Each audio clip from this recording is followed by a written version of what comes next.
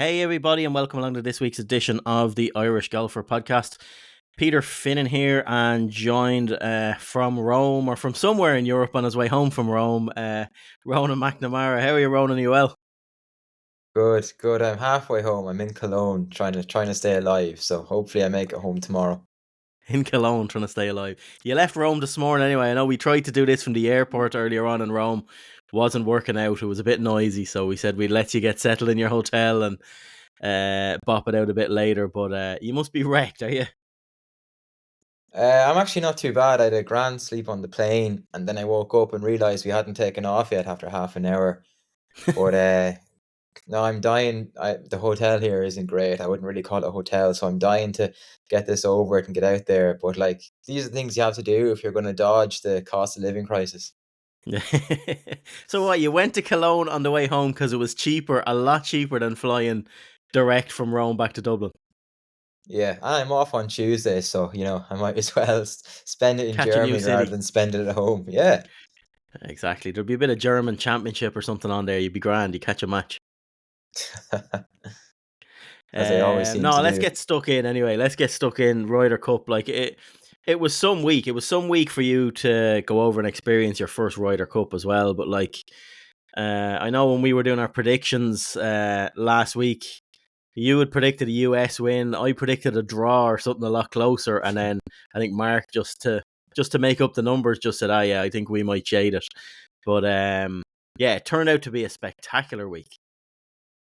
Yeah, it's a shame Mark isn't here to gloat. He must be at another wedding. But look, the week was outrageous. Like from start to finish, it was just unbelievable, spine tingling stuff, hair standing up in the back of the neck, all that sort of cliche stuff. And it was closer. It felt a lot closer on Sunday than 16 and a half and 11 and a half because when Matty Fitz, I think he was beaten by Max Homa with like just the most outrageous up and down you'll ever see in your life. At that point, then the US were up by four in the kind of the middle matches, so it was a lot tighter than the scoreline suggests. But like Europe were just superb from start to finish, really, and they were thoroughly deserving winners. Did it feel like that on the golf course as well? Because it's always like like I said before, I've been to a lot of Ryder Cups. It's very hard to gauge what's happening. You know, we were flat out in the WhatsApp group going. You were like at the end, where should I go? Right, I'm running to the 18th. Oh, I'm going back to 16. I'm with Shane now. Oh no, Seb Strack is going to finish it. Need to get across there. So like you were literally running around in like 30 degrees heat, melting. Yeah, like I sprinted from 18 to 15, which is entirely uphill and a good distance away. I was dying after that. But no, you could definitely feel on the ground that the US are coming back into it. Like it was the first time really that you'd heard them all week. Obviously heard them on Saturday night with the whole Cantlay thing, but they were in full voice for lots of Sunday afternoon. Like they didn't really start too well. Then when Cantlay won his match, they picked up another couple, Homa. And then when they were up in the four matches in the middle, you get your calculator out, and I think a lot of US fans are getting the number that they wanted to see. Like it did come down to the last three or four matches, like which was really unlikely. But yeah, like US, like they won the Saturday night session in half the singles. Like it wasn't as if they were hammered throughout the course of the week. You just couldn't recover from a shocking start. Yeah, and it really was a shocking start. We might as well dive into, I suppose, the nuts and bolts of what made that happen. There's so much to cover from this Ryder Cup. Like, does it feel like we've won 16 and a half, 11 and a half coming away from there, or does it feel a lot tighter than that? It has the feeling of maybe a 15-12, that kind of thing. You tag on another point at the end, but it felt really really tight because you were kind of scrambling, looking to see who's going to pick up this half point, Yeah. and which is amazing considering after the first day you'd have said, yeah, it's this is done. It's going to be a possession. Like we might as well. I said in the group chat, I'm going to go sightseeing on Sunday. I'm not going to bother. I'm not going to bother watching this. But no, like the foursomes was where Europe won it, and obviously where the US lost it. But like they were shambolic in the morning. Like let's be real, they were absolutely terrible. Like to losing the first day 9.5 and 2.5 is relatively unforgivable, really. Yeah, no, that like, and that is the crux of it. Like, it's like, so like, I know we can go as deep, or like McGinley made some really good comments on the TV. He was giving little nuggets away on live at the Ryder Cup afterwards, saying like, yeah, the sort of middle ground is something. Luke Donald put 3 rookies out in the middle of the singles back to back. And that was something that hasn't been done before. And that's probably, he said he wouldn't be critical, but that was one mistake. And like, they got sort of brushed to the side really quick throughout that middle range when we got off. Like, we got 3 of the 4 points we needed, 3.5 points of the 4 we needed, and then it was like waiting forever for the extra half point to come along.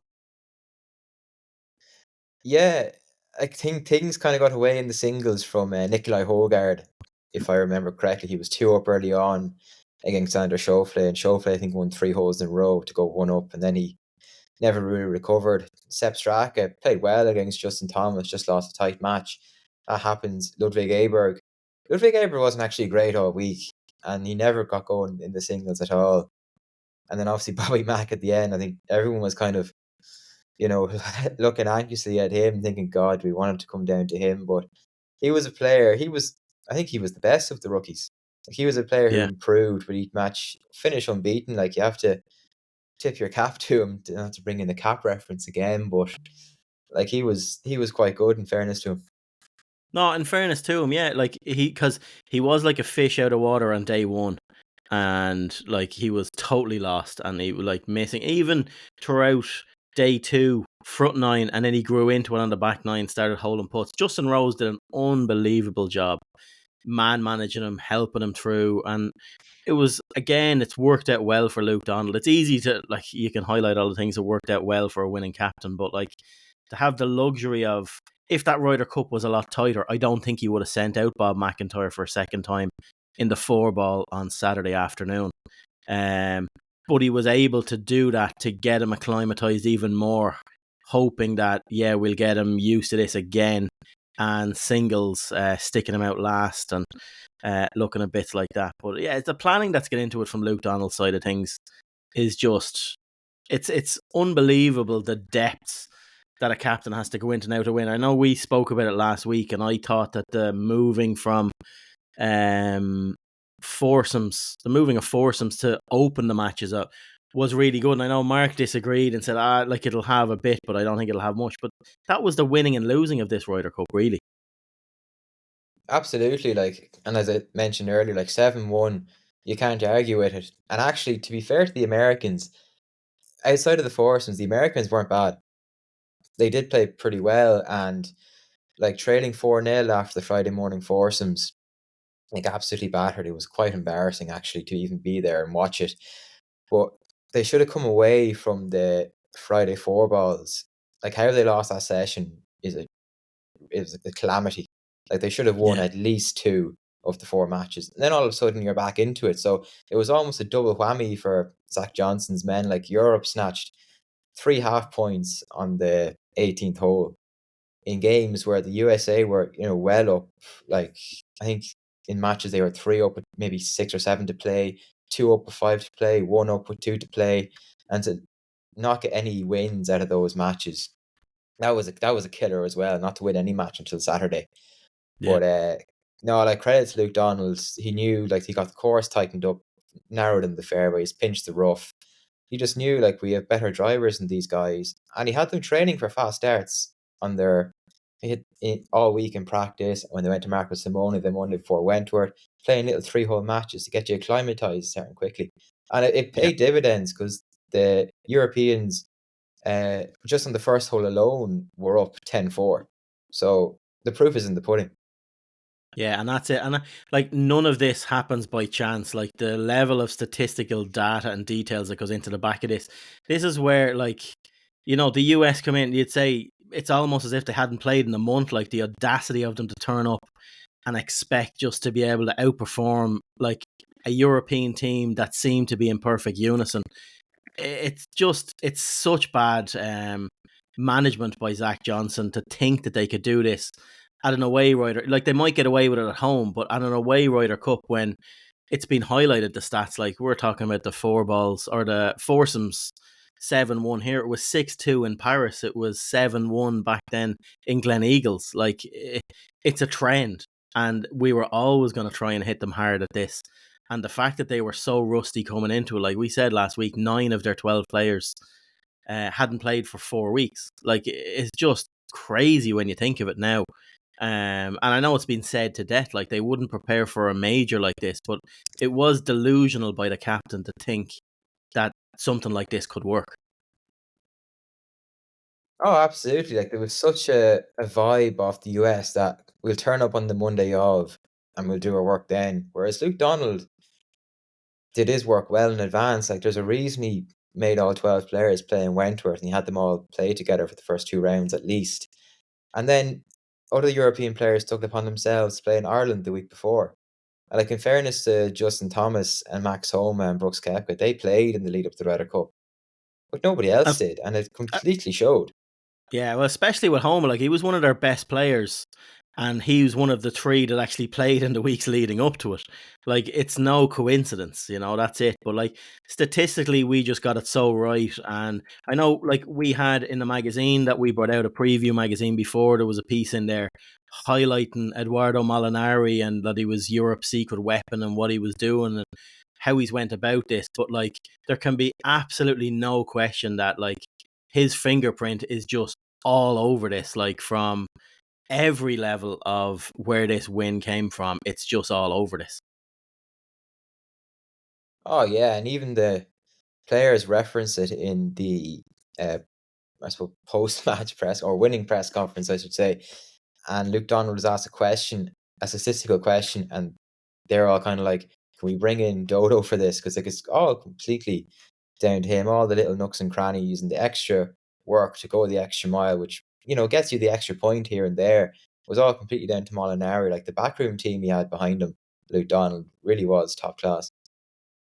Yeah, no, it was really good. And even highlighting just on the foursome side of things again, like we were 16 under par as a team in foursomes on the opening day to America's 2 under par, which was a record. And then they go out the next day and they double down it and they go 20 under par and beat the record they set the previous day. Like, in foursomes around that golf course is just, it was phenomenal. But I found it really interesting then that like when the US are asked about this in their post match presser as well, which you were at, like there was no it was like, oh yeah, they held more putts than us and they chipped in a few times, and there was no reference at all to how right Europe had got it and how right the backroom team had got it with the selection of personnel, the grouping of people, how early these guys are told, what they're told about holes, what they're told about statistics. They each had a job to do. They were given that job and a full dossier of how it should play out and how it might play out. And that was the rule book and that was the game plan and the rules of engagement, I suppose. And we just got it so right.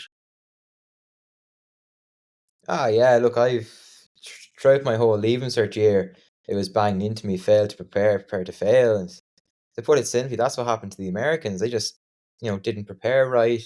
Zach Johnson, I think he put previous Ryder Cup records over current form. And I said this on podcasts leading up. I looked at our top 8, and I was like, there's a great 8 players to kind of hang your hat on for 5 sessions.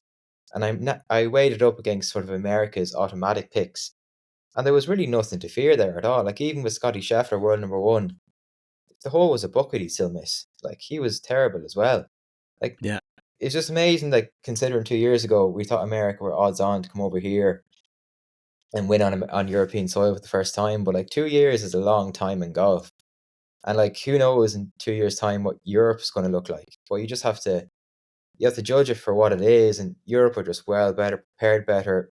And like in fairness to Luke Donald, he a bit of depth emerged in European golf this year, and he took advantage of it. Yeah, like he highlighted himself as well. The captains, vice captains, the team that he assembled had been involved in 30 Ryder Cups and they've won 24 of them. Like there's some seriously overachievers or like success stories in that backroom team, in that captaincy team that have done it before. Like it's not as if Luke Donald did anything different than McGinley did or that Bjorn did or anything like that.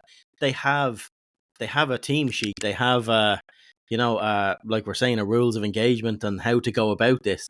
And he just followed it to within a letter of the law and made some little tweaks himself to personalize himself, but he was flawless. Oh yeah, like as a captaincy goes, like I think McGinley set the bar in Glen Eagles. Like Luke Donald has matched it, if not raised it.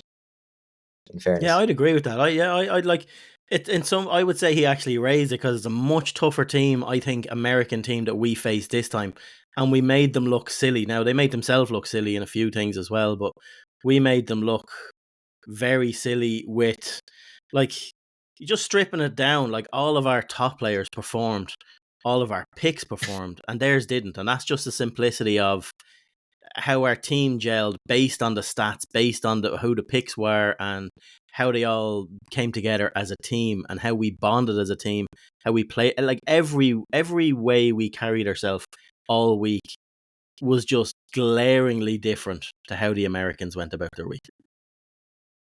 yeah, like every rookie won a point, every player won a point, but particularly the rookies, like they all stood and performed and done their job. And like when rookies are a weird one, you don't expect them to play maybe more than twice. So for everyone to pick up points, like that's a bonus. And you go through the, American, I suppose the stats, and not many players got over 2 points. There was a lot of 1 pointers, and of course you've Ricky who got nothing. Like Ricky was a disgrace. Honestly, we'll get on to him in a bit, but like the Americans just even from the get go in practice, I was looking at them. You've lads warming up on different sections of the driving range. You've Xander Schauffele and Patrick Cantlay practicing on their own, playing 9 holes by themselves. And then even standing on the tee for the pictures and the tee announcement, you have the Europeans putting their arms around each other, like they're standing together, whereas the Americans are standing beside each other. And like there's Even little the way things they like entered the that. team, yeah, the way they entered the tee box, like there were some of the foursomes games that, like, I think it was open morning. Scotty Scheffler came out on his own, and Burns followed him like 2 minutes later, and they're playing Yeah, together. where the Like that was Europeans the come out very together. first game, and that set the tone for them coming out. And I was watching that, going, that would never, it would never be allowed happen under a European watch. It just doesn't happen. Yeah, and actually that brings me back to the press conference yesterday. It was mentioned, it was asked that why is it like such a bond with the team? Because you're not from the same place. It's all from different countries around Europe. And Justin Rose said we're all kind of bonded by this culture of people who have gone before us. You just don't get that with the Americans. You just don't feel it. It doesn't feel the same. And like I'm not saying that it means more to the Europeans. I'm sure that the Americans are obviously trying their best, but just doesn't give the same vibe off them that it means as much. Like there's not that bond, there's not that togetherness that you get with the Europeans. Yeah, but they try and play it off like there is, like they try and fake it. Like when in that press conference, JT was asked about bonding, and he couldn't answer the question. He was like, "Oh well, he supports this football team. We stayed up really late at night and watched this match." Like it's phony. Like it just doesn't feel real. It's all contrived, and it's just not that genuine. Like when we were asked the same, like Rory and that were asked the same thing about bonding in the European team, and he said like when we went over a few weeks ago, it was sat around the fire pit, got to know stuff about the lads I didn't know, lads I've known for years, got to know them personally, all different things. It just seems a more real team environment, whereas the Americans are just in. Some of them come on the same flight, some of them don't. Like it's all in the preparation, and the preparation this year just had serious cracks in it. Yeah, like I wonder before this week how many like normal conversations Rory McIlroy had with Bobby McIntyre or Nikolai Hogard, and then you're all of a sudden they're your brothers for the week, they're your friends for life. Like, you just don't really feel like that's what the Americans. They'll all go off and go their separate ways. Like you saw on the bus last night, the way Justin Rose looking at Bobby McIntyre like a proud father, looking at his son going in with a 2 foot challenge on the sideline in an under 11s game. Yeah. There was just that pride from people towards others who are just enjoying their moment. And it's that passing of the baton. I think Justin Rose gets that. Rory gets that. Shane is getting that now as well, of being a leader in a dressing room, being a leader on the pitch as well, on the course, and knowing that a lot of your job going forward is going to be helping guys that were in a situation you were in a decade ago or 2 or 3 Ryder Cups ago, making them feel real, taking them under your wing and seeing them flourish, knowing that these are the future. Like, like what Victor Hovland did as well this week. Like, it's just so many superstars in our team and so many failures on theirs. And it's not just down to just what happened on the golf course. It's how they were sent out. It's how they were prepared. It's how better we were at having a plan. And it's all about the plan. And like, we were just miles ahead. I was shocked even, like, I never seen Shane playing with Sepp Straka and 4 balls. But like, when you talk to Shane about it, and I know he was talking to you bits, like earlier on in the week when the teams were announced, he said, "Oh yeah, sure. I was told that like 2 weeks ago at the BMW, we were told this was our plan. This was the plan for me, playing with Sepp and both 4 balls, and the reasons why, and obviously with Molinari, Eduardo Molinari's statistical matchups as to why this works. That's explained to the players. Like, you suit this characteristic. If you like Sepp, you're going to tee off in the first. This is why. Statistically, you're going to be hitting in to these holes. These holes are. We've shortened these holes to make them drivable. This plays right into your wheelhouse. No matter who you play, you are better from 250 and out. You are statistically like a shot better than anyone you're going up against on that team. So we're taking wedge out of their hands, doing that. Like, the level of detail and attention that has gone into this is just it's frightening. It really is frightening. Yeah, like Shane and Sepp were a really, really good pairing. Sepp especially, I think Sepp was sort of the cult hero of the week, really, with the fans and the players. But he was flying in the Friday foursomes, and then on Saturday, like they didn't do much wrong. They were just beaten by a better pair. Like, in fairness to Max Home and Brian Harman, they really did stand up for the Americans, and like the Shrixon link between Shane and Sepp was referenced heavily by Shane. Like, it just made perfect sense. Like, probably you'd overlook Sepp almost because he's not that kind of stylish golfer, and Shane wouldn't be considered as a leader of the team, even though I think he probably is now after this week. But one thing Luke Donald got spot on, when you look at the world rankings, obviously America have the world number one, but like Europe have 4 of the top 7 or top 8, but they have 3 of the top 4, and he built the team around John Rahm, Rory McIlroy, Victor Hovland, and they are all absolutely superb. So from that standpoint, it's another nod towards Luke Donald. He just got it, spot on. Yeah, he blended the games to suit the test, and the test is always the golf course, and we just flipped it statistically in our favor, and that, like, it was so good. But like, the flip opposite, I know we keep harping on about like stats and how important they are and how important Molinari was, but like, when you look at it from the American point of view, like, in the same way I was shocked to see Shane and Sepp Straka, Big Joe, going out there together. Like, I could not believe that they paired up Scotty Scheffler with Sam Burns to go out on the very first day. Like, Burns is struggling, like totally struggling. He's their worst ball striker statistically all year, and they stick him out. Like, it's so weird. And the American mentality behind it is, oh, they get on well together, or this happens, as if that's going to get them over the line. In the same way as day 2, they led out with JT and Jordan Spieth, who haven't hit a fairway all season. Like, it is just gross mismanagement for that discipline, and it blew up in their face, and that's what cost them. Yeah, like Sam Burns obviously won the world match play, which, looking back, I'm not really sure what that gives you, because you're not playing fours, you're not playing 4 balls. You're just playing singles matches, and you're only going to get one singles in the Ryder Cup. Like, his captain selection now did raise a couple of eyebrows for me, because looking through his form, other than a T4 at the Tour Championship, which is 5 weeks ago, he hadn't been playing well at all. So to put him out as a rookie in the first match, it was just a strange decision really all around, to be honest. Like, obviously Jordan Spieth didn't play well, but Jordan Spieth and Justin Thomas are your best pairing, and not to put them out in the foursomes again was just questionable. And to In the leave Brooks 4 balls, you Koepka mean, not out. to put them out? Yeah, No, he didn't put them out in the morning foursomes. yeah. But and then he left Brooks Koepka on the bench as well for the morning session. It's like, He didn't. I don't think he started with his best team either, Zach Johnson. So you're putting yourself up against it from the get go. No, he didn't. And like one thing that Justin Rose said yesterday is, I think it was Justin Rose, is like, uh, we don't just pair mates together, and that's what they seem to do. They like USA.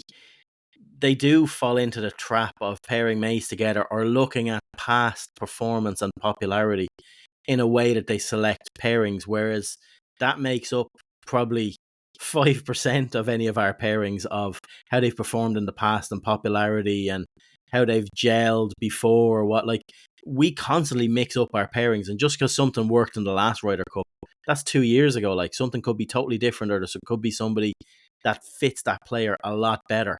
Like, the only reason Spieth and JT are playing together in the last few Ryder Cups is because Spieth said he didn't want to play with Patrick Reed anymore, and I'll play me with him. And then Mickelson or Tiger was upset then because he had lost JT as a partner that he wanted. Like, so they do a lot of that based on comfort levels with players, how they get on with each other on tour, and how close mates they are. Which is, it's just a poor way of doing foursomes. Like, we wouldn't do it. You wouldn't do it in the Barton Cup, like. Pierce Purcell, but no, like, and like the Scotty Sheffield Brooks Koepka pairing, I don't think will ever happen again. To be beaten 9-7 like by Hovland and Aberg, He made who him are cry. seven under for 11 holes. In fairness to two boys, like, is serious going. But again, like, that's what you mean. Like, Aberg coming in straight out of college, who was he mates with? Like, no one would really known him, and I'd say everybody wanted to play with him. Like, that's Yeah, just the difference. Like, there was no division in terms of like, oh, I want to play with him. Oh, I don't want to play with him though. Like, there's none of that in the European dressing room. And like yeah, Luke no, Donald it was easy for Luke Donald, like on the Friday with the whitewash 4-0. That's grand. I'm going to leave out my top players and just switch the four partners. Like, it was genius. There was such continuity in the team, and it showed like McIlroy, Ram, Hovland when it combined 9-2-3, whereas the top three US players went 3-7-2. yeah. No, it was just different gravy. It was different gravy. What did you think? Like, I know I had my doubts on the golf course that it would suit, because I was basing it off watching Italian Opens and how the course set up. I thought it might suit them a bit more, but the way they changed the course again based on stats from Molinari that they'd collected up from the last sort of three Italian Opens. Like, there was a lot of the par fours, and you would have seen it firsthand there on site, like that, like the drivable par fours had 3 and 4 tee boxes behind where the boards were, where the lads were teeing off from. That they literally whacked these up and said, right, these are normally like 2 iron rescue, something off the tee, and a wedge in. They're tight holes with trouble short. Rather than lengthening them and putting wedge in the hand, that's the only thing the American team were stronger than us at collectively, based on the stats, were with like from 140 and in. They were better than us. So we just took that out of their hands and just brought these 3 drivable par fours in, brought the tee boxes forward, knowing that from 300 yards out, we're more accurate than they are. And we hit more greens than them on those drivable par fours and did serious damage. Yeah, and I don't think Justin Thomas didn't hit the first fairway all week. I'd say there was a combined miss distance of maybe 300 yards with his drives. Like, it took the Americans until the last pairing in the Saturday four balls to hit the fairway on the first hole. They just couldn't do it, and everyone saw it on the television. The whiffs and the whafts Thomas and Spieth were taking in the long rough Yeah. never happened to any of the Europeans, bar maybe John Ram once, but he got away with it and got out and hit an outrageous shot. The Europeans are just never in trouble, always in play off the tee, always one up, kind of going down the fairway. And that was the difference. The USA just couldn't get to grips with the golf course, the tightness of the fairways, the long rough. And like when But they the go to fairways weren't that Bethpage, tight. From being there, like the fair, like you've been at they tournaments, the fairways are a some lot of them tighter. were, yeah, some of them were pinched in quite a lot, in fairness. But like, the only difference is like they'll go to Bethpage Black now, and the fairways will be as wide as hell, and the rough will be short, and it'll play into their hands. Yeah, well, that's the thing. But like, it's just, I really like the way Marco Simone, like I said, turned out. It's a great match play venue. It didn't reward length over accuracy. Even though we were longer than them statistically, like there was no advantaging or disadvantaging any one style of play, and it's a real sign of like a great golf course. And I thought it really stood up to the test this week. I did have my doubts, and I just think like a lot of credit needs to go to the Italians and Marco Simone and I suppose Molinari as well as to how they've set this up and how they did it. And how it was set up in the way it was, because it really was the star of the show. Yeah, and if you were going to, say pick a home venue for Europe, if this was the thing, you'd have a home course for all your home Ryder Cups. I think Marco Simone would be the one. Really, really Yeah, do. I think it was a fantastic match play golf course. And even from a spectator point of view, like I was walking along, there was plenty of spots you could stand on. Say standing at such and such a green, if you turn around, you can see down the next fairway or down, a fairway maybe 3 holes later, you can see a tee box. Like there was no, say, disadvantage. You stood somewhere, you could have a great view of everything, which I think is always important for a spectator experience. yeah, no, it was really, really good. Yeah, like it was it kind of, a lot of it was overshadowed sort of later on, like middle of the week, Saturday, it kind of all kicked off obviously with the whole getting paid and Cantley rumors, and like that sort of debate's been going around for decades, but that really did gain legs quick. And even I was so surprised that like you were putting videos into our Slack channel then of crowds waving around the hats. They hadn't highlighted this on telly yet, and you were putting videos in. Like I just didn't know what was going on. Like I'd seen that there was Cantley rumors and there was stuff put out there, but then it just all hell broke loose, didn't it? Yeah, and I think the Ryder Cup needed it at that stage because it was becoming a bit of a procession for the Europeans. And then the whole Cantley story just lit up Saturday afternoon. I mean, the atmosphere was partisan. Like he was getting a standing ovation on every tee box, every green. And this is Patrick Cantley. Patrick Cantley barely gets a genuflect off anyone on the golf course. But like what happened on the 18th as well was just pantomime stuff, and it really teed off Sunday. It sent everyone home, with a bit of needle, sent the players back into the dressing rooms, fired up, revved up, ready to get out on Sunday morning. Like it was box office viewing. And it was Patrick Cantley of all people, which is even more amazing. And in fairness, like just to add in, his golf against Rory McIlroy, who on the week was in his pomp. McIlroy was absolutely superb, and Cantley went out and beat him. Like Wyndham Clark did absolutely nothing. Cantley went out and beat McIlroy, held all the putts. Like the putt he held in 18 was outrageous. And look, everyone was waving their cap at him, but you have to sort of take your hat off to him for the finish he put on. He's an absolute machine. Like you have to give him credit where credit's due. He brought it this week, and he was the heart and soul of that team. Like him and Max Homa just got down into the trenches and did what they needed to do, and they thrived off what was the perception of like a broken, fractured. Now all this will come out. Like I have no doubt that the rumors, like there's no smoke without fire in a lot of these things, and by the way they're talking about things on the Golf Channel and naming different players and US media getting involved, that there's no smoke without fire, like we are saying. So all of this, and like this week, as the players get further away from tournament week, you will start hearing rumblings about what was going on. I've no doubt it was a fractured dressing room on the US side. And I've no doubt that like the like of Cantley, there is rumors come out today. I'm not sure if you've seen that about Xander, like was pushing as well and hadn't signed the Ryder Cup agreement up until 2 weeks beforehand, pushing for more charitable donations and angling towards the more money side of things, So the Times had a piece on that today, naming him and his dad coming out saying stuff in Germany and all sorts of crap. So like it will all come out in the wash. Yeah, and it's funny. It's like going back to the old days where the Americans are all falling out with each other.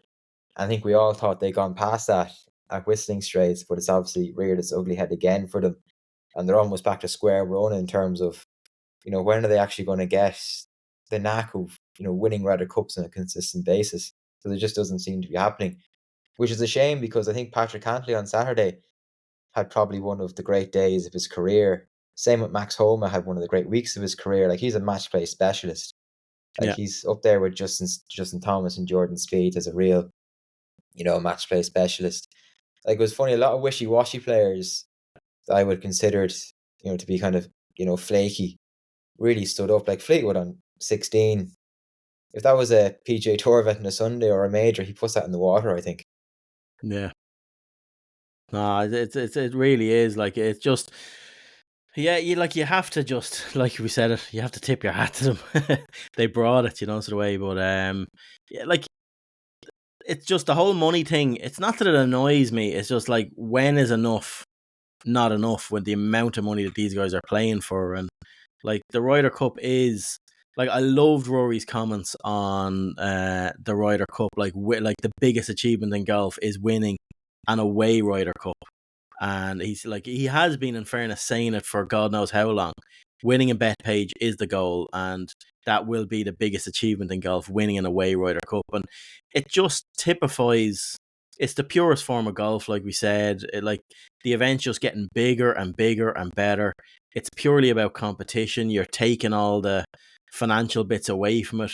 And it is one of the only events left outside of the majors. They're the only events that grows the game. Yeah, and Rory's comment about winning in Bethpage, got a kind of a rousing reception. Just shows that they're already thinking to the next one. They're all motivated to be there. But like, it's going to be devilishly difficult. And like, 5, major events have been held at Bethpage. PGA Championship, 2 US Opens, 2 FedEx Cup playoffs. There's been no European winners or runners up, and every event has been won by Americans. Like, if they're actually gonna go and pick on course form and go down the Zach Johnson road, I think Bethpage would be one of those golf courses that actually is tailored to brutal long hitters who've done well at Bethpage before. So it'll be a real test for the Europeans in 2 years. Like, it'll actually be one of the tougher ones to actually go and win, because I think we all said before that Whistling Straits was sort of had a European kind of a feel to it. This won't. This will be full on bomb and gouge, textbook US golf course. And the crowd will be absolutely, like, you're going to New York. It's the most Oh, you're getting partisan abused. American city in the world. Like, they will be baying for blood. Like, if you, they'll just, it'll be the real Donald Trump politics build up to this Ryder Cup. That's what I fear, that it will be so partisan. USA, red, white, and blue, make America great again. You're coming into our like, they'll turn it into a military thing. Oh yeah, I personally can't wait for it, because I think we definitely missed that at Whistling Straits 2 years ago. Like, there was no, you know, not to say animosity, but there was no sort of needle, like that kind of good-natured ribbing, even though the Americans are notorious for taking it over the edge. But no, we'll see in 2 years, and we'll see who the captain is as well. Because I Yeah. think, like, the miracle at Medina, we haven't won since, and we've taken a couple of pastings away from home since. And as McIlroy said, it's incredibly hard to win the Ryder Cup away from home. 8 of the last 9 editions won by the hosts. Do you sort of dip back into that Medina team and pluck your captain from that lineup? Then the other side of the coin is most that Medina team for Europe are either playing and will be playing, or have gone to live. Yeah. Like, the one that would stand out for me as a captain, if you're not going to keep Luke Donald, would be Justin Rose. But Justin will be 45 by the time that Ryder Cup rolls round. And like, I think everyone would have thought he was done after not making the team at Whistling Straits. But now it looks like he could be a shoe-in for the next one, because of how well he played and how he managed Bob McIntyre. So it's interesting to see how Europe will go. Because it's not Yeah, and unheard of. It's not unheard of. You keep your captain on or go back to a previous one. The US have done it and have had success with it. So I don't see why Europe wouldn't do it. yeah, and that's the thing. Like, there's two thoughts of thinking on selecting the next captain. It's obviously the last 3 captains go in and pick the next captain, and someone from the players' advisory board on the European Tour. So, like, they need to decide. Obviously, winning an Array Ryder Cup is the ultimate test. Do you approach in the same way as they do the analytical approach, and they talk about rookies and the importance of nurturing them and getting them involved and the decisions? Is being a vice captain enough to have you in that deep end going away. Like, there's a lot to be said for Luke Donald has now cut his teeth at this Ryder Cup. That we start giving 2 Ryder Cup cycles to captains. That you don't just get like a Harrington get like totally dicked on an away Ryder Cup when Yeah, same with Darren Clark as well. Like, you're going in there with one hand behind your back. You totally are. You're going in 2 or 3 points behind. So I do think the Europeans will start looking at 2 Ryder Cup cycles per captain.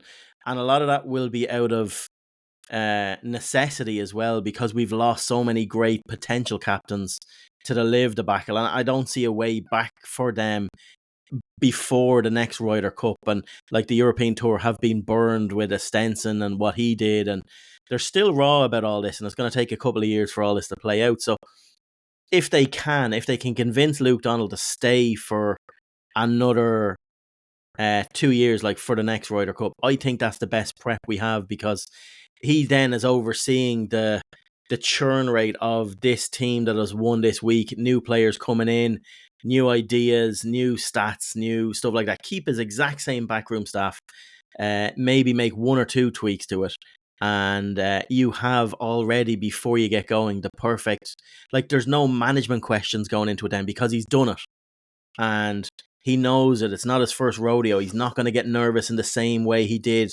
He knows where to spend his energy, where not to spend his energy in the lead up to it, and where to go about it. And I think him with Molinari, with the 2 Molinaris, probably Justin Rose as vice captain into the next one. I think Justin Rose is primed to be the captain in a dare manner. Him or Molinari. Yeah.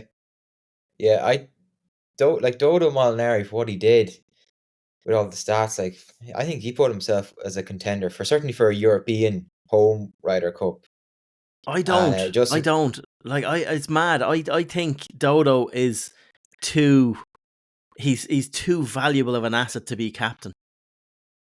I think he will be vice captain for as long as he will get a captaincy eventually. But I think in his prime of the stats and what he's turning out, and I think he is your captain, your vice captain, and he is your number 1 lieutenant that you just trust everything to.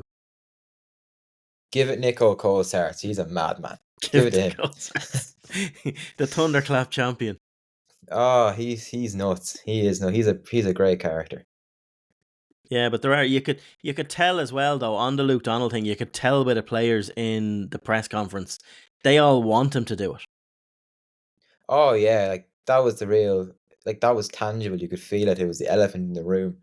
Obviously, they can't really come out and say it because it is up to Luke Donald at the end of the day. But you could all tell when asked, they all kind of glance over their shoulders and glance at him, almost without mentioning it, kind of begging him just to go on and say it. Say he'll do it in 2 years' time, because there'd be no complaints, and no one would give out about it. He'd be a shoe in. It'd be the most easiest contract he probably ever signed in his life. Yeah, exactly. So no, it's really good. Getting into the pressers then, like there was a lot. So you were obviously sat in the Euro and the US pressers afterwards. There's 2 totally different vibes of it. I thought the US team were they were sneery in their press conference. I wasn't at the US one. I only deal with winners. No time for Oh, losers. that's No right. time You for got losers, as stuck. far as I. You got I got stuck stuck. in the I 18th got green, stuck didn't on you? the green. Honestly, I couldn't get out of the place, and it was actually quite terrifying. But no, I was up the right hand side of the fairway on 18, and just with the crowd, the surge, and the swarm, I nearly ended up in the water on the 18th green, and then I ended up standing on the 18th green. Didn't even see Larry and Spieth's match finish, and I was on the 18th green. That's how like busy it was, and just how chaotic it was. So I completely missed the American press conference because there were beers put into the media center. So I was front and center there for that. You were But cooling off. I was cool. Now I needed it, Jesus. But no, the European press conference was class. Like just the energy in it was unreal. Like no one was cagey with anything. They were all kind of ripping the piss out of each other in their answers. I'd say it was a nightmare for the Ryder Cup media to transcribe, but it was brilliant. Like a lot of great characters kind of showed their colours just in the space of half an hour, except for Nikolai Hogard. He put the head down like a child at the back of the classroom, disinterested in the maths lesson. But it turned into a wee bit of a Luke Donald, Rory McIlroy show. But Shane Lowry was the star of the press conference with his kind of wise gags and sly comments. He was really funny. Yeah, and you, like, we might as well play it. You got to, like, you were one of the only ones that asked someone else by Rory and Luke Donald a question in the presser. So here, I'll play that here. Shane, that was a thrilling match you played with Jordan there. What was it like to play those last few holes and just the mad scenes on the hole? What was it like to go through all that? Yeah, it was an interesting day. Myself and Tommy and Bob were in the locker room before we went out, and we joked about hoping that it wasn't going to come down to our matches. And I couldn't believe it what I was seeing on the board, to be honest. And those last couple of hours were probably two of the most stressful hours on the golf course I've had. But I felt like I was playing good golf, and Jordan obviously got up early on me. I gave him maybe 1 or 2 holes, but I didn't give much away. He played pretty good today, and then, you know, I fought hard. I just fought hard all day, and I knew I just needed to keep fighting hard for my team. And once I did that, I knew I'd be okay. And then, like, the scenes coming down 18, I knew Tommy had gone up. He had gone. I knew he was one up playing 16, and I saw Ricky hitting the water on 17 or on 16. And I thought if I could birdie 17, that I was going to have a putt to win the Ryder Cup. That's what I was thinking. So selfishly, I was thinking, you know, I'm going to have a putt to win the Ryder Cup. This is going to be amazing. But thankfully, Tommy did it before me, and you know, I was on the green on 17, and I mean, I hit my putt and I hold it somehow. I have no idea how. And then 18 was just like, I hit my drive. I didn't care where it went. But then I was walking down, I was like, right, I'll try and win my point, but it's like, whatever. It was, you know, I don't really care. I said at the start of the week in here, I said I don't care if I make no points, but as long as we win. It's that's not what matters to me. What matters to me is about winning, and I'm very happy and very proud of the lads. You got a good answer out of him anyway.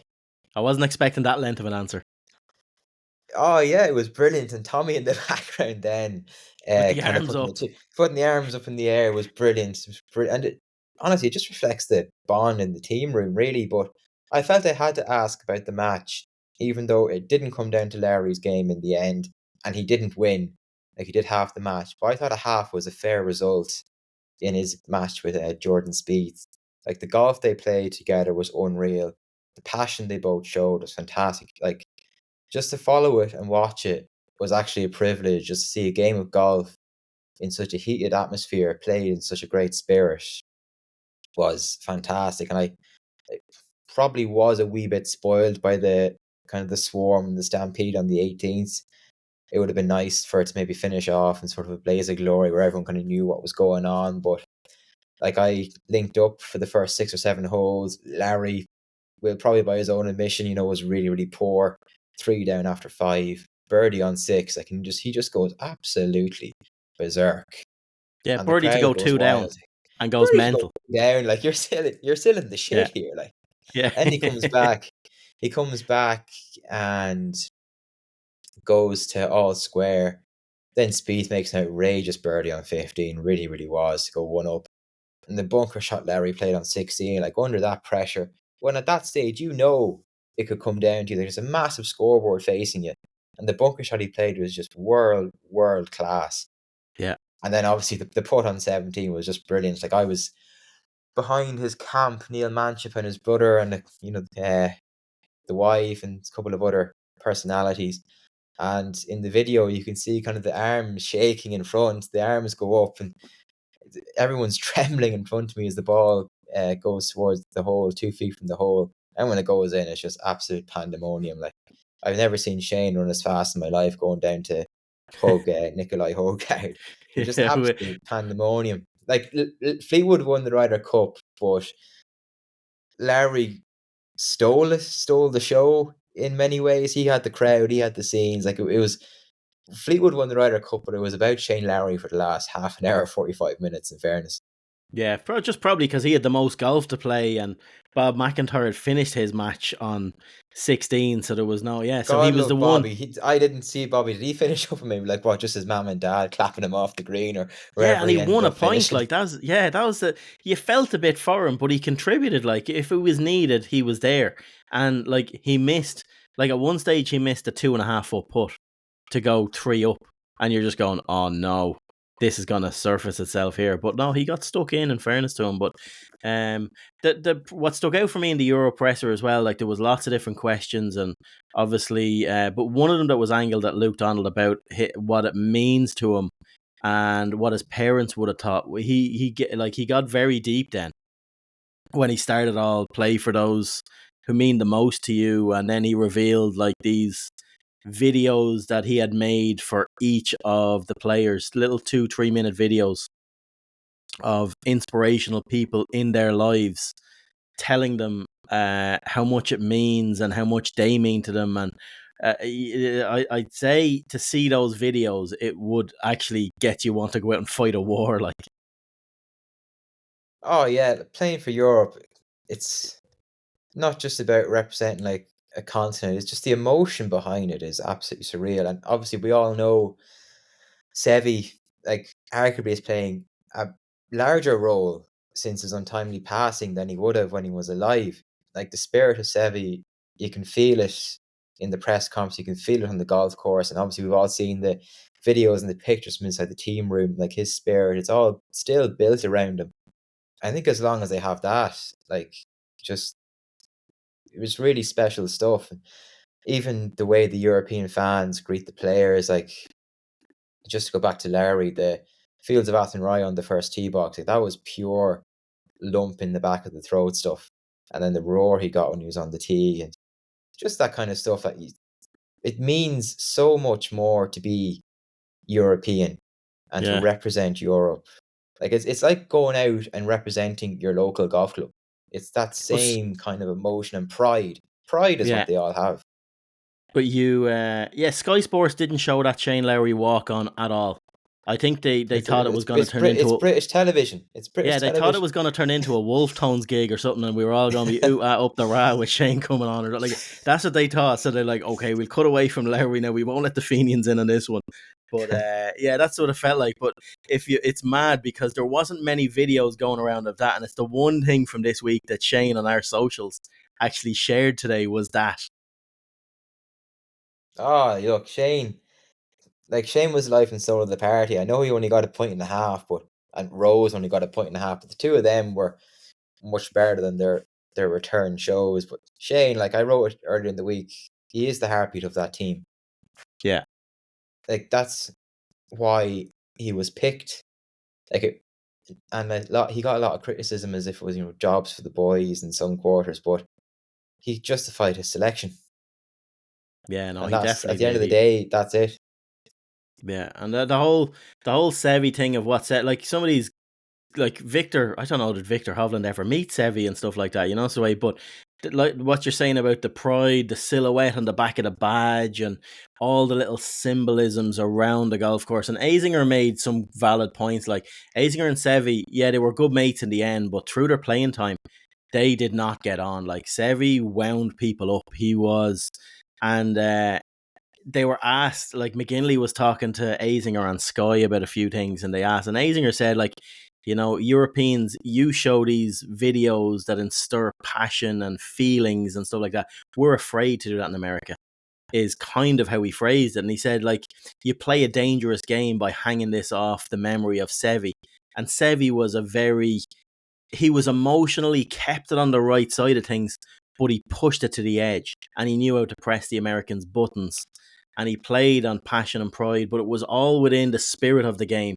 But he said you're hanging it off a character that he is divisive, is how he put it. And it's a weird psyche, like the mentality that the Americans look at Sevi. We look at him like he is like the Godfather, and they just Sevi destroyed so many of those players in the States, from like the rough missing fairways, and he'd show up in the green, just hold a putt, done, good luck, next. Like he would kill these lads and they wouldn't even see it coming. So he made a lot of enemies in the States. So the way we look at him, the way they look at them, are two total flip opposites. But we so use that in our favor. Like they do not have murals or we didn't see their team room this week. They were a closed shop like it, but they don't have one player that they hang their Ryder Cup off. Yeah, the Europeans with their social medias, they really do let you in and make you almost feel like you're part of it, which I suppose is what they're trying to do. Again, America, yeah, you'd wonder like what Zach Johnson was saying in team talks, what was he doing to make the players feel comfortable? Was he showing them any videos of Ryder Cups gone by? I can't really think of anything that he would show them other than the Money. Brooklyn incident. Yeah, I think honestly. it was like, do you know the old game shows that they put you into like a glass square room and they have a fan on the floor and they just blow money everywhere? I think that's what they were doing in the American team room. They'd Cantley and Xander in this box all week, just grab as many $100 bills as you can.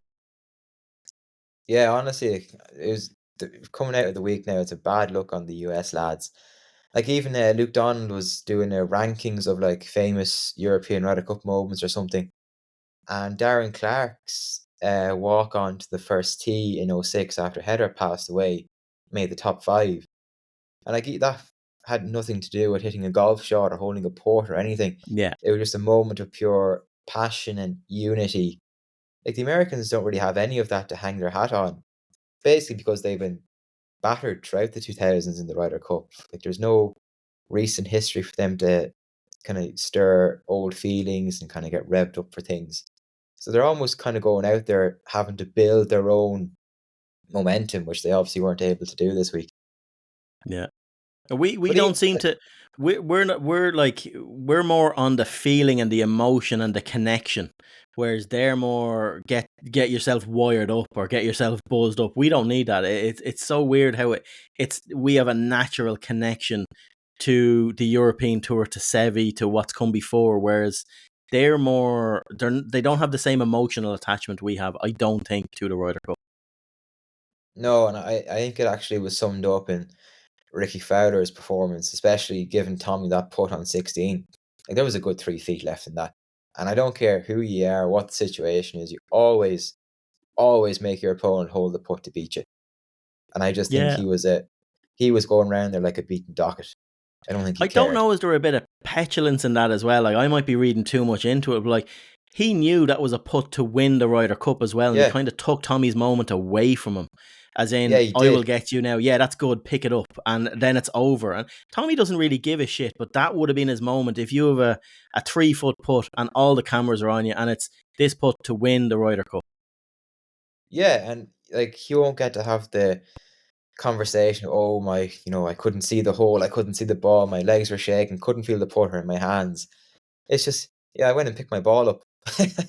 Yeah, but in fairness to him, he drove it on the green. In fairness to him, the that was drive was serious. unreal. Yeah, the drive was Like unreal. But it I was just one of think the it was shots of the week. like I'm not a Ricky Fowler fan at all.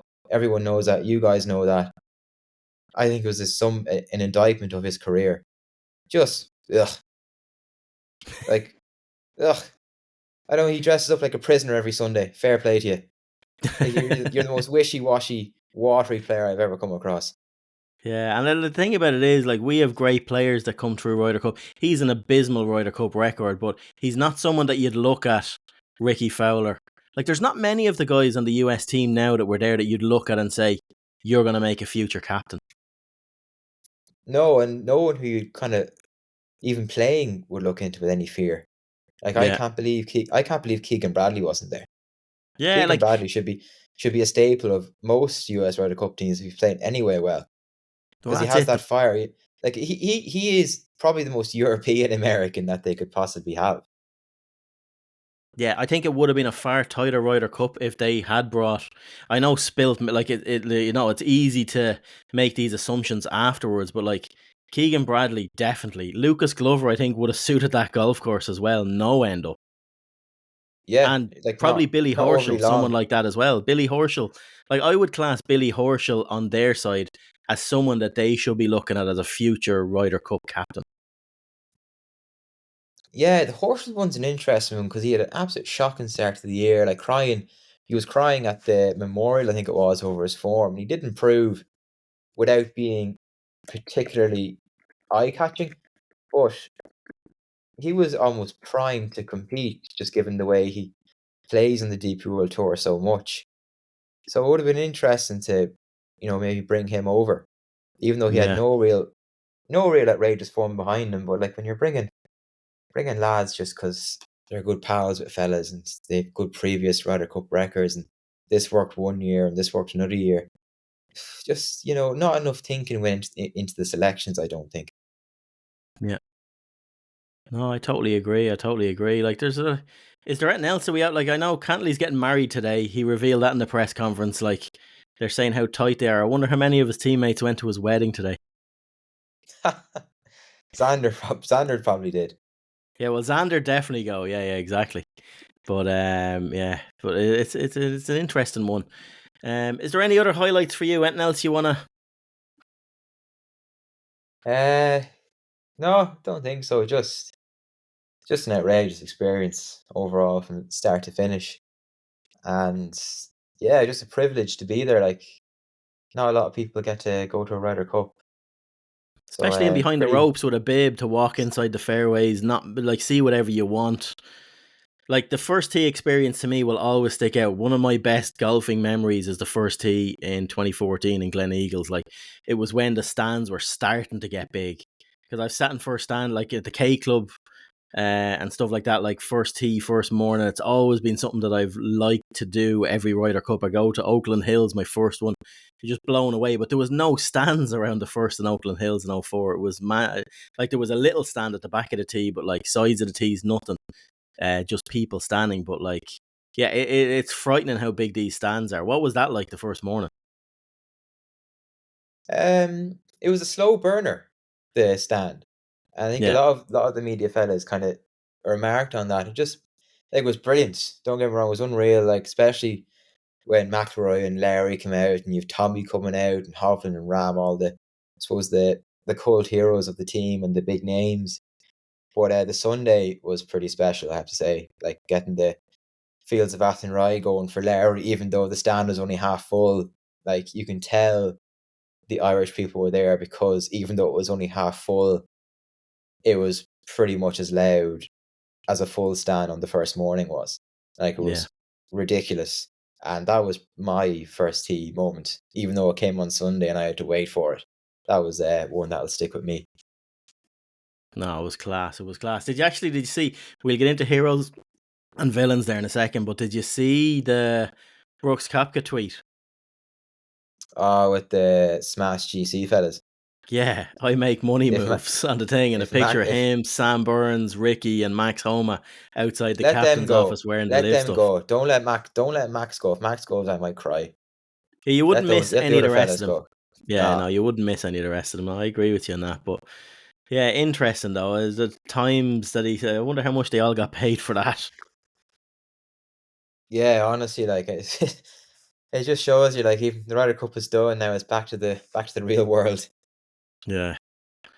Before we get into the heroes and villains, then the last thing to touch on, because I know on the Thursday you got to follow around the Junior Ryder Cup, and we had Sean Keeling, and it seems like well over. It's nearly a week ago at this stage, but that was some experience. Yeah, I nearly forgotten about that. Sean had a ball. Like, we were talking to him afterwards, and he was just, he actually spoke really, really well, to be fair to him, but like, he was just overcome with joy. Absolutely, fantastic. It's brilliant for them. Like, and to play the final day on the Ryder Cup course as well was a really, really nice touch. I think it's something that, these kids deserve, because some of them might never be there again. Like, you look at Irish players who've played in this, and the progression record isn't actually that great. But, Yeah, for Sean and people from Robinstown, there was so many Irish people out there following him. And like, I saw a decent bit of this on the big screen on the Thursday and during the week as well. Some of the shots he played are outrageous. That shot into the ninth hole, he set up the eagle, which turned his singles tie around. Like, that was as good a shot as you'll ever see. As good a shot as you would have seen all week. yeah, and to be like in one of his matches on the second day, I think when he's like 6 down through 9 and came back, and got a tie, but actually had putts to win the match in the end. Like, I've Yeah, never seen that before. they were level with 2 holes to play, which is Like, it's amazing. crazy. But yeah, he spoke. I know you interviewed him afterwards, but he spoke about, like, there was mention of turning pro, possibilities of turning pro and stuff like that. I read. That's interesting. Yeah, well, he's casting an eye to the pro ranks for sure. Once he finishes his leaving cert, I think he's going into 5th year this year. So, like, he still has time. He'll still be, 17, 18, 19. So it's not like he's going to be like this young kid. He will be experienced. But, like, yeah, 2 years down the line, he could have a tour card in his hands. That's his intention anyway. College doesn't really seem to appeal to him. And when you're that Yeah. good, why would it?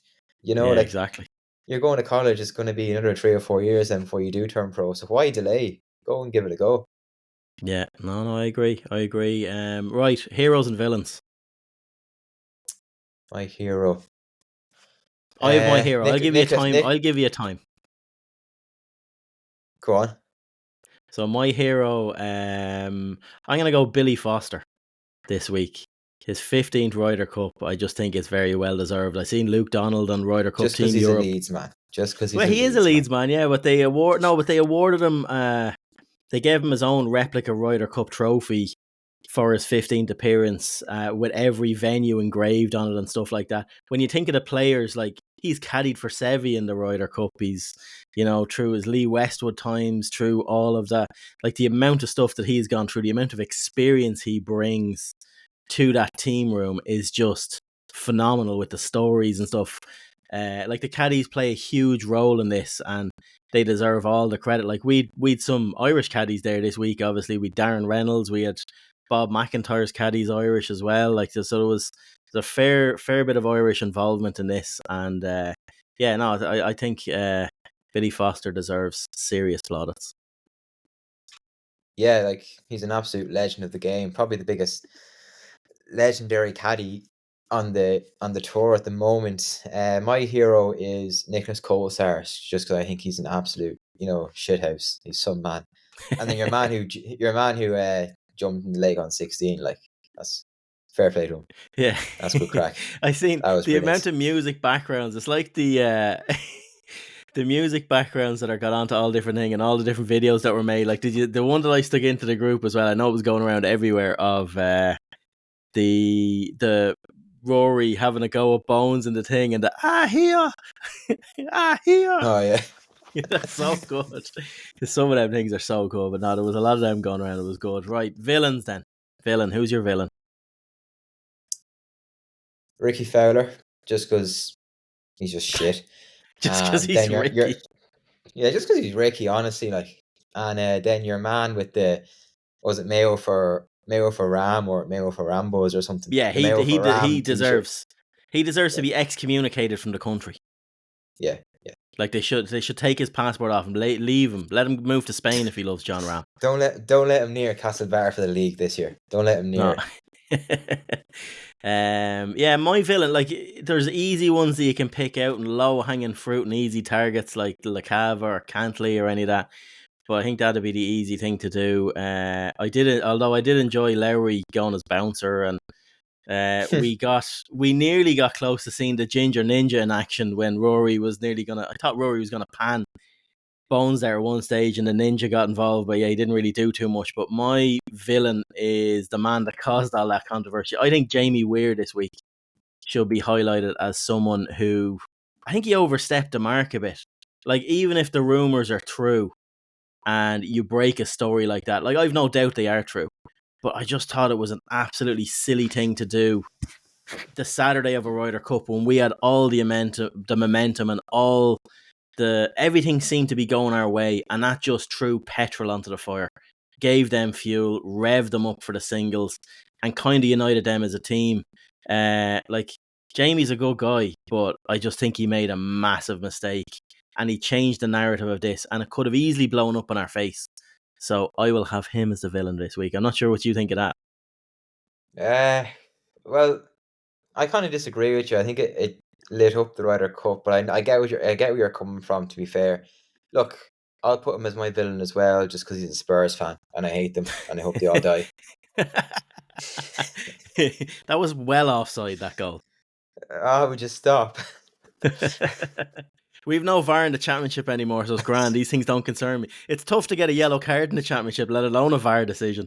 It's mental. No, but right, I think we'll wrap it up at that. Ronan, thanks a million for dialing in from abroad. I know you had a great week. It was super. The content that you stuck out all week on our channels, on our socials, the videos, the stuff you wrote, everything was just top class. I'm sure everyone will tip their hat to the contribution that you've made this week. We're using that tip the hat a lot now. Yeah, But, we are. There should be there should be like a swear jar in the office now when we go back. You're not allowed to say that phrase. Not allowed to say tip the hat. But no, it was a super performance by you, and yeah, can't thank you enough for it. And for everyone for tuning in, if you've lasted this long, thanks for tuning in. We'll be back again next week. We'll be in the office, none of this remote stuff. We dropped Mark this week because it was like he rang us from a toaster from Sligo last week. So yeah, the mics didn't play ball and we were in the middle of a storm and all the usual jazz. So hopefully you enjoyed this one a bit better and the experience was a bit better listening wise. So thanks for tuning in, and we'll talk to you again next week. Bye.